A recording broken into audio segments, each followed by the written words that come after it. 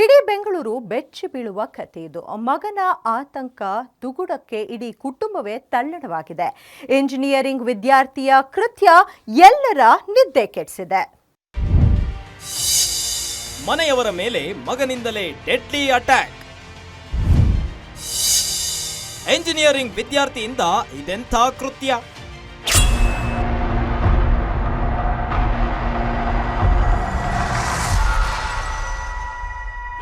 Silicon city ಬೆಂಗಳೂರಿನಲ್ಲಿ ಇಂತಹ ಘಟನೆ ನಡೆಯುತ್ತೆ ಅಂತ ಯಾರೂ ಊಹಿಸಿರಲಿಲ್ಲ.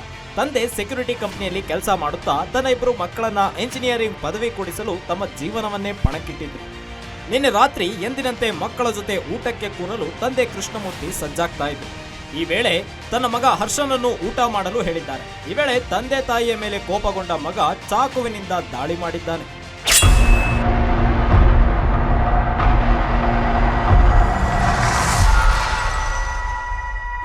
ಬೆಂಗಳೂರಿನ ಮೇದರಹಳ್ಳಿ ವಿನಾಯಕ ಲೇಔಟ್ನಲ್ಲಿ ವಾಸವಾಗಿದ್ದ ಈ ಕುಟುಂಬದಲ್ಲಿ ಎಲ್ಲವೂ ಸರಿಯಾಗೇ ಇತ್ತು.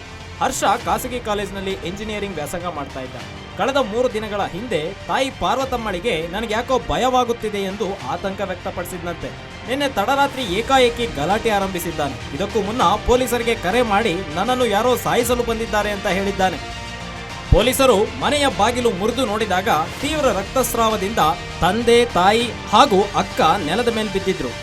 ಕಿರ್ಚಾಟ ಮಾಡ್ತಾ ಇದ್ರು. ಅಕ್ಕಪಕ್ಕದವರೆಲ್ಲ ಫೋನ್ ಮಾಡಿ ಹೌದೌದು, ಗಲಾಟೆ ಮಾಡ್ತಾರೆ.